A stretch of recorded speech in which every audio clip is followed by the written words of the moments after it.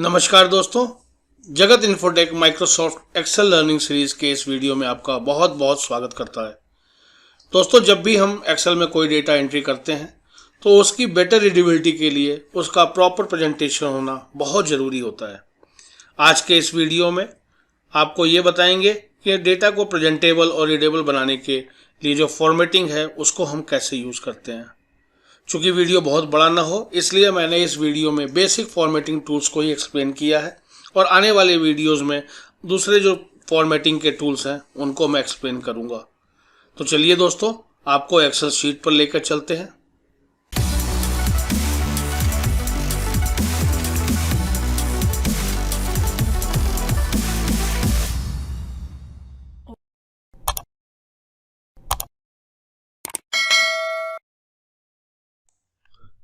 Data formatting के लिए दोस्तों सबसे पहले हम एक डेटा लेके आते हैं।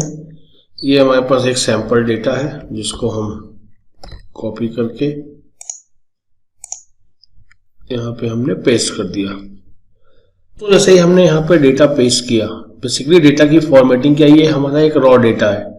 रॉ डेटा को हम उसकी फॉर्मेटिंग करेंगे, फॉन्ट्स के, कलर्स के, इस तरीके से बनाएंगे ताकि इसका जो लुक है और इसका जो प्रेजेंटेशन है वो अट्रैक्टिव हो जाए और जिससे किसी भी सामने वाले को, किसी भी व्यक्ति को अगर इस डेटा को देख रहा है तो उसको समझने में आसानी हो जाए। बेसिकली फॉर्मेटिंग जो है वो डेटा के व्यू को और उसकी रीडेबिलिटी को इंक्रीज करता है। अब यहाँ पे अगर हम देखें तो ये डेटा हमारा है। अब यहाँ पे प्रोडक्ट के नाम है, यूनिट सोल्ड, सेल्स प्राइस क्या है, उसकी टोटल सेल्स वैल्यू क्या है, क्या डेट है, मंथ और ईयर।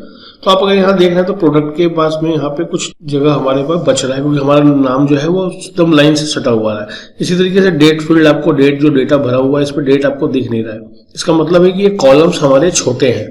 तो बेसिकली हम इन कॉलम को एडजस्ट कैसे कर सकते हैं, इसके लिए क्या है कि हम दोनों ए और बी कॉलम के बीच में जो ये लाइन दिख रही है, यहाँ पे अगर हम इसको लेके आएंगे तो आपको इस तरीके से फोर लाइन का एक सिंबल दिखेगा।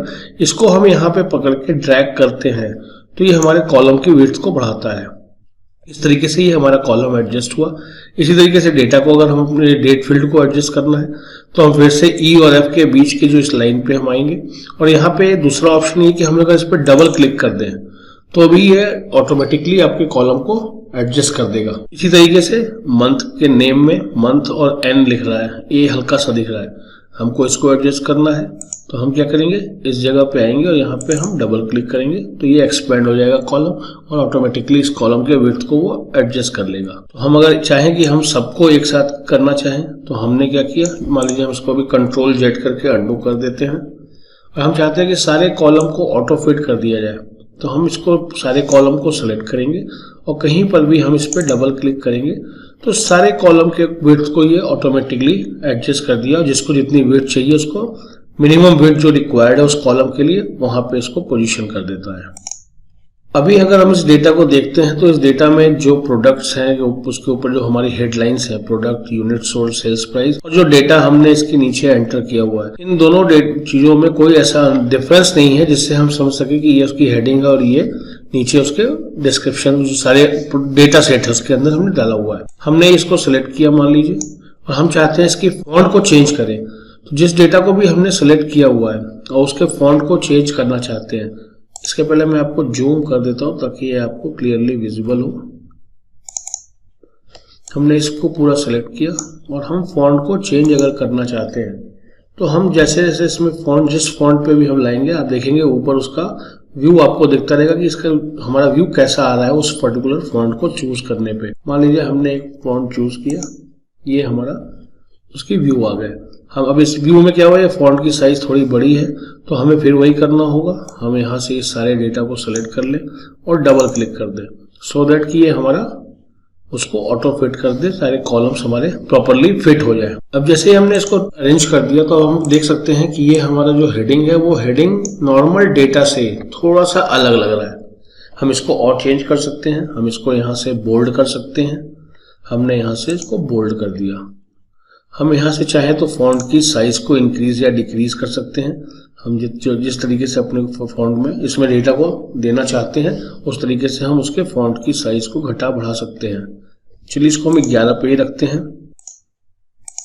उसके बाद अगर आप देखेंगे फॉन्ट की साइज को घटाने बढ़ाने के लिए एक ऑप्शन तो ये है, एक ऑप्शन उसके बगल में आप देखेंगे यहाँ ए के साथ में इंक्रीज और ए के साथ में डिक्रीज का एक बटन बना हुआ है। अगर हम इस पे होवर करते हैं, अपने माउस को ले जाते हैं, तो यहाँ लिख के आ रहा है इंक्रीज फॉन्ट साइज। इसी तरीके से ये डिक्रीज फॉन्ट साइज है। अगर हम इस पे क्लिक करेंगे, अगर हम इसको सेलेक्ट कर लें और हम इस पे अगर क्लिक करते हैं तो ये फॉन्ट की साइज को इंक्रीज कर रहा है। इसी तरीके से अगर हम इस पे क्लिक करते हैं तो ये फॉन्ट की साइज को डिक्रीज करता है। हमने इसको 11 पे ही रख दिया है। इसी तरीके से हमने इसको बोल्ड किया। ये यहाँ पे इटैलिक का ऑप्शन है। अगर आप चाहते हैं कि अपने टाइटल को इटैलिक में करना, तो हमने इसको इटैलिक क्लिक कर दिया। हम इसको चाहे तो अंडू भी कर सकते हैं, दोबारा क्लिक कर देंगे तो ये अंडू हो जाएगा। हम चाहते हैं कि इसके नीचे अंडरलाइन है, तो ये देखिए इसके नीचे अंडरलाइन आ गया। अंडरलाइन में बगल में आप देखेंगे तो ड्रॉप डाउन का बटन आता है। इसमें ये सिंगल अंडरलाइन और डबल अंडरलाइन, अभी जो हमने बाय डिफॉल्ट किया था तो वो सिंगल अंडरलाइन था, लेकिन अगर हम इसको क्लिक करते हैं तो ये डबल अंडरलाइन आ जाएगा। तो इस हर प्रोडक्ट के नीचे ये डबल अंडरलाइन कर देगा। इसी तरीके से ये बॉर्डर का ऑप्शन है। बॉर्डर के ऑप्शन को जैसे हम देखें, चलिए हम इसको अंडरलाइन को पहले हटा देते हैं। इस पूरे डेटा को सिलेक्ट किया और हमने इसको अंडरलाइन को हटा दिया। अब बॉर्डर क्या होता है कि हम अपने डेटा को पूरे एक टेबुलर फॉर्म में रखना चाहें तो उसके लिए हम बॉर्डर को यूज करते हैं। हमने ये पूरा डेटा अपना सेलेक्ट कर लिया और सेलेक्ट करने के बाद हम इसमें आते हैं, बॉर्डर पे क्लिक करते हैं। तो हम इसमें सब में बॉटम लाइन में बॉर्डर देना चाहते हैं, टॉप पे बॉर्डर देना चाहते हैं। अगर हम बॉटम पे बॉर्डर देना चाहते हैं तो इस तरीके से आपको व्यू आएगा। सबसे बस बॉटम में यहाँ पे आप देखेंगे तो एक बॉर्डर बन गया। इसको हम अंडू करते हैं। इसी तरीके से हम अगर टॉप में बॉर्डर देना चाहते हैं तो इस डेटा के टॉप में केवल बॉर्डर आएगा। हम चाहते हैं कि ऑल बॉर्डर्स, सारा डेटा एक टेबुलर फॉर्म में बन जाए। तो इस तरीके से अगर आप देखेंगे तो ये डेटा के हर सेल के चारों तरफ इसने बॉर्डर बना दिया। इसी तरीके से हम चाहते हैं कि इसके बॉर्डर की थिकनेस आप बढ़ा दें, तो हम इस बॉर्डर की थिकनेस को बढ़ा सकते हैं। तो हमने देखा कि साइड के बाहर के जो हमारे होंगे border, left right top and bottom, इनकी थिकनेस बढ़ गई क्योंकि इसके अंदर हमने कुछ नहीं किया हुआ। इसके बाहर का ये दिख रहा है कि आउटलाइन जो है थिक आउटसाइड बॉर्डर, तो इसने थिक कर दिया है आउटसाइड बॉर्डर को। हम इसको अंडू करते हैं। इसी तरीके से हम चाहते हैं कि इसमें बॉर्डर नहीं लगाना है, तो हम यहाँ पे नो बॉर्डर पर क्लिक कर देंगे। जो भी हमने बॉर्डर लगाया था वो बॉर्डर हमारा गायब हो जाएगा। इसी तरीके से बॉटम में अगर हम चाहते हैं कि डबल लाइन बॉर्डर हो तो हम यहाँ से करेंगे। बॉटम थिक लाइन केवल बॉटम में देना चाहते हैं तो थिक लाइन होगा। टॉप एंड बॉटम दोनों में हमको केवल बॉर्डर देना है तो हम इस ऑप्शन को चूज करेंगे। इसी तरीके से मल्टीपल ऑप्शंस हैं। हम अगर चाहते हैं कि अपने हिसाब से बॉर्डर को बनाए तो हम इस ड्रॉ बॉर्डर पे यूज करेंगे। तो हम जैसे इसके आप देखेंगे जैसे ही ड्रॉ बॉर्डर पे यूज करेंगे तो एक ये पेन की तरह का एक ऑब्जेक्ट आपके सामने आ जाएगा। तो जहां से हमको जहां तक ले जाना है उस पूरे को हम चूज करेंगे तो ये एक हमारा बॉर्डर बना देगा। जैसे हमने यहाँ तक का चूज किया, ये 14th रो तक और ऊपर के रो में ये साइड और 14th रो टॉप और बॉटम लेफ्ट में ये हमारा बॉर्डर बन गया।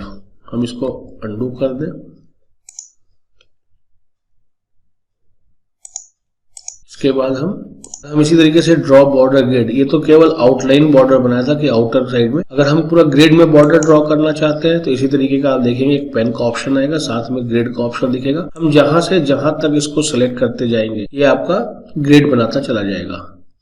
इसी तरीके से नीचे अगर हम आते हैं यहाँ पे तो लाइन के कलर, अभी बाय डिफॉल्ट ये ब्लैक कलर में बॉर्डर बना रहा है। अगर हम इसको के कलर को चेंज करना चाहते हैं, मान लीजिए हमने रेड कर दिया और उसके बाद हम अगर कोई बॉर्डर बनाएंगे, जैसे हमने ऑल बॉर्डर लिया, तो अगर देखेंगे बॉर्डर के जो आउटर और सारे लेयर वो हमारे कलर उसके रेड कलर में बॉर्डर्स सारे डेटा के आसपास बन रहा है। हमने इसको चेंज किया, कलर को भी हम नॉर्मल पे ले आते हैं, ऑटोमेटिक कर लेते हैं।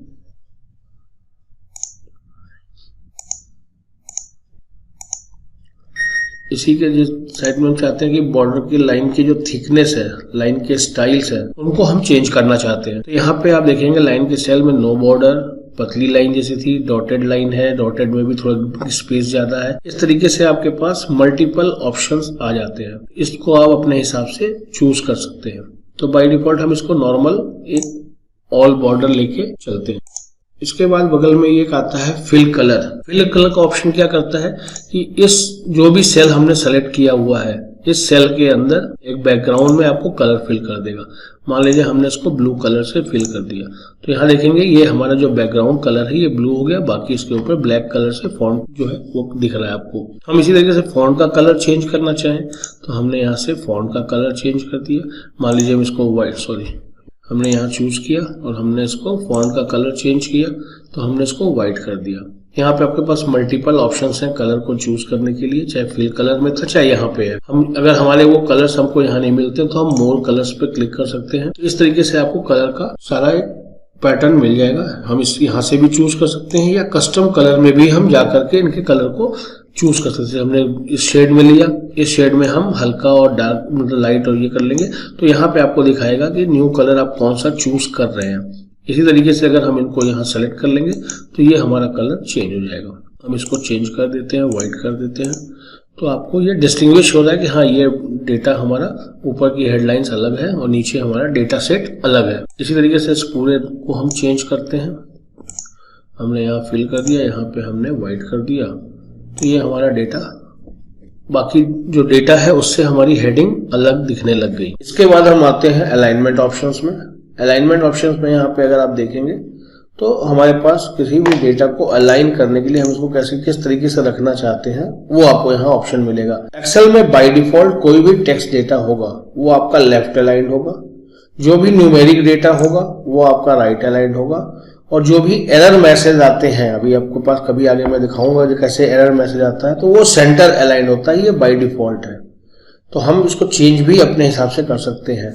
अब जैसे ये टेक्स्ट है, हम इसको चाहते हैं कि लेफ्ट अलाइन है तो हम इसको सेंटर में लाना चाहते हैं, तो ये देखिए सेंटर में हो गया। हमने इसको राइट कर दिया वापस। हम इस पूरे जो हेडिंग है उसको हम सेंटर अलाइन कर देते हैं, तो आपने देखा ये सेंट्रली अलाइन हो गया। इसी तरीके से हम चाहते हैं कि ये जो न्यूमेरिक वैल्यूज हैं इनको हम सेंटर कर दें, तो ये सेंटर हो सकता है, ये लेफ्ट हो सकता है, और बाय डिफॉल्ट ये राइट अलाइन आता है। इसी तरीके से ये ऊपर के 3 ऑप्शन है, तो ये इस सेल में इसकी क्या पोजीशन होगी। ये सेल में वो बॉटम पे है, ये मिडिल पे है, और ये सेल के टॉप पे दिखाएगा। अगर हम सेल की साइज को थोड़ा आपको दिखाने के लिए बढ़ा देते हैं तो ये देखिए यहाँ पे ये टॉप पे दिखा रहा है। हमने इसको सेंटर किया तो ये सेल के सेंटर में आ रहा है, और इस सेल को नीचे किया तो ये बॉटम में आ रहा है। इसी तरीके से हम इसको अंडू कर देते हैं और इसको हम नॉर्मल कर लेते हैं। इस अलाइनमेंट में ही एक ऑप्शन यहाँ पे ये इंडेंटेशन का होता है। इंडेंट करना क्या होता है, इस सेल के अंदर अगर हम चाहते हैं कि ये वैल्यू जो हमारे सेल के लेफ्ट मोस्ट कॉर्नर या राइट मोस्ट कॉर्नर से थोड़ा हट के आए, तो जैसे हम इसके ऊपर इंडेंट बढ़ाएंगे तो ये हमने किया, तो देखिए आप यहाँ से लेफ्ट जो भी सेल का है, सेल के कॉर्नर से ये थोड़ा सा शिफ्ट होता जाएगा। हम इसके इंडेंट को बढ़ा घटा सकते हैं। इससे हम इंडेंट को घटाएंगे और इससे हम इंडेंट को बढ़ाएंगे। इसके बाद आप देखेंगे यहाँ पे एक ओरिएंटेशन का ऑप्शन है। ओरिएंटेशन में हम इस पर्टिकुलर सेल में जो भी हमारा डेटा है हम उसको कैसे ओरिएंट करना चाहते हैं। बाय डिफॉल्ट ये आपको फ्लैट दिख रहा है, हम अगर इसको चाहें तो ओरिएंटेशन इसका चेंज कर सकते हैं एंगुलर क्लॉकवाइज। ये आप देखिए इस तरीके से डेटा आएगा। अगर हम इसको इसी तरीके से हम इसको वर्टिकल टेक्स्ट में कन्वर्ट करना चाहते हैं तो ये हमारा वर्टिकल टेक्स्ट में हो गया। चलिए मैं इसको आपको हेडिंग पे दिखाता हूँ। ये हमने वर्टिकल टेक्स्ट कर दिया तो ये हमारा यहाँ पे वर्टिकल टेक्स्ट हो गया। इसी तरीके से अगर हम इसको चाहते हैं कि रोटेट टॉप टू बॉटम, तो हमने इस तरीके से कर लिया।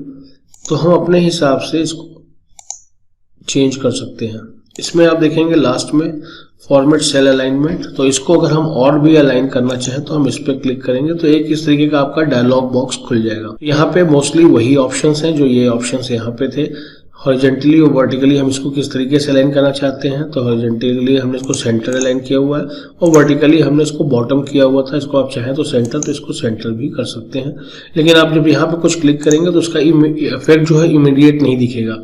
उसके लिए आपको जब ओके करेंगे तो उसका इफेक्ट दिखेगा। इसी तरीके से हम दोबारा आते हैं इस पे।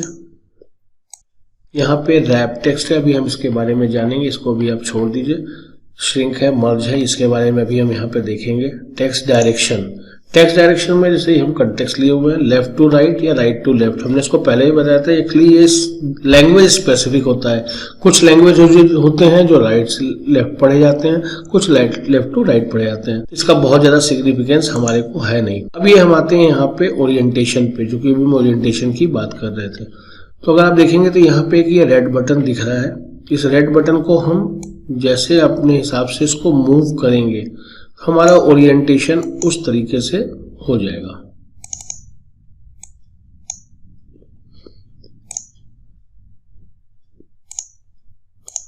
हमने यहाँ पे इसको और मूव करने की कोशिश की तो ये हमारा नॉर्मल जिस तरीके से पहले था 0 डिग्री पे, ये इस तरीके से नॉर्मल हो जाएगा।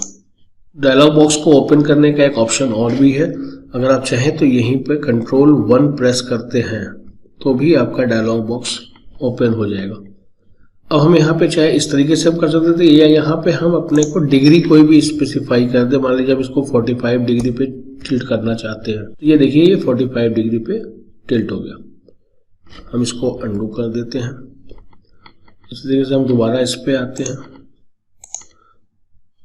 एक ऑप्शन यहाँ पे देखेंगे डिग्री ना लिख के यहाँ पे अप और डाउन एरो बना हुआ है। हम अगर इसको भी घटाते बढ़ाते हैं तो हमारे ये डिग्री को चेंज करता है। अगर हम इसको थोड़ा सा जितना भी हम चाहें हमने ले लिया और उस तरीके से किया तो ये हमारा चेंज होके उतना पोर्शन पे ये टिल्ट हो गया है। हम इसको दोबारा अंडू करते हैं, Ctrl Z प्रेस करते हैं तो ये हमारा ऑप्शन नॉर्मल। अब हम देखते हैं ये रैप टेक्स्ट का क्या यूज है। अब जैसे यहाँ पे ये हमारा प्रोडक्ट लिखा हुआ है, हम अगर इसी के आगे इसमें नेम ऑफ प्रोडक्ट करते हैं, नेम ऑफ प्रोडक्ट, और एंटर किया तो अगर आप देखेंगे तो यहाँ पे ये आपका एडजस्ट नहीं हो रहा है। इसके लिए हम या तो इसको विड्थ को बढ़ा दें, लेकिन हम विड्थ को बढ़ाना अगर नहीं चाहते हैं तो हम क्या कर सकते हैं, इस पर क्लिक किया हमने और रैप टेक्स्ट कर दिया।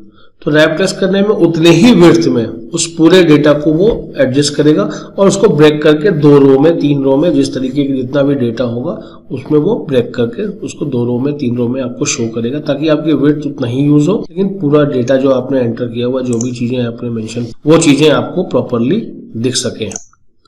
हम इसको अंडू कर देते हैं, इसको भी अंडू करते हैं ताकि ये हमारा केवल प्रोडक्ट लिख के आए।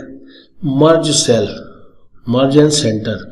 मर्ज क्या होता है सेल, इसके वो दिखाने के लिए मैं एक यहाँ पे डेटा इंसर्ट करना चाहता हूँ, रो इंसर्ट करना है। रो इंसर्ट करने के लिए आप क्या करेंगे, आप ये नंबर्स, आपके रो नंबर्स है, यहाँ पे आप माउस को लेके आएंगे तो एक एरो का दिखेगा, यहाँ पे आप राइट क्लिक करिए और एक यहाँ इंसर्ट प्रेस करेंगे तो एक रो आपका इंसर्ट हो गया। इसी तरीके से कॉलम भी इंसर्ट करने के लिए जिस कॉलम पे आपको आना है इसके आप यहाँ पे इंसर्ट करेंगे तो ये कॉलम शिफ्ट हो जाएगा, उसके बीच में एक कॉलम इंसर्ट हो जाएगा। तो इस तरीके से आप रो और कॉलम को इंसर्ट कर सकते हैं। हम अगर चाहते हैं कि यहाँ पे इस डेटा का कुछ हम हेडिंग दें तो उस हेडिंग देने के लिए हम यहाँ टाइप कर देते हैं सेल्स रिपोर्ट। हमने यहाँ लिखा सेल्स रिपोर्ट। अब सेल्स रिपोर्ट क्या है कि इस पूरे डेटा के सेंटर में नहीं आ रहा है, इसको कहीं यहाँ आना चाहिए। तो हम इसको कैसे करेंगे, तो हम इस पूरे जहाँ से जहाँ तक को हमको इस डेटा को, रो को लेना है, कॉलम को लेना है, हमने वो सारे कॉलम सेलेक्ट कर लिए और मर्ज एंड सेंटर पे हमने क्लिक कर दिया। जैसे ही हम मर्ज एंड सेंटर पे क्लिक करेंगे तो ये सारे कॉलम्स को इस एक्सेल ने मर्ज कर दिया, एक कॉलम बना दिया और उसमें हमको इस डेटा को सेंटर अलाइन कर दिया। दोस्तों, तो इस वीडियो में आपने माइक्रोसॉफ्ट एक्सेल के बेसिक फॉर्मेटिंग टूल्स को समझा और जाना। इससे हम अपने डेटा को काफ़ी प्रेजेंटेबल बना सकते हैं। तो आने वाले वीडियो में हम अब देखेंगे कि हम किस तरीके से अपने डेटा में number formatting, conditional formatting apply कर सकते हैं। दोस्तों, इस वीडियो में बस इतना ही। एक्सेल सीरीज़ के अगले वीडियो में नए टॉपिक के साथ आपसे एक बार फिर मुलाकात होगी। अगर आपको ये वीडियो पसंद आया तो प्लीज़ इसे लाइक करें, सब्सक्राइब करें और ज़्यादा से ज़्यादा लोगों के साथ शेयर करें। थैंक यू दोस्तों।